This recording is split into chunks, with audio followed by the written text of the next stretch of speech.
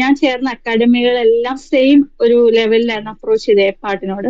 മാം ഒരു entirely different രീതിയിലാണ്. അപ്പൊ നമുക്കത് ടൈം ഒത്തിരി സേവ് ചെയ്യാൻ പറ്റും. ഫസ്റ്റ് ടെക്സ്റ്റ് 7 വരെ ചെയ്യുന്നത് ഇതുവരെ ഞാൻ ചെയ്യാത്തതായിരുന്നു. ഫസ്റ്റ് ഞാൻ അത് ചെയ്തു തുടങ്ങിയപ്പോൾ എനിക്ക് ഡിഫിക്കൽട്ട് ആയിരുന്നേ. കാരണം ഞാൻ ഇത്രയും നാളും അറ്റംപ്റ്റ് ചെയ്തൊരു മെത്തേഡ് അല്ലല്ലോ.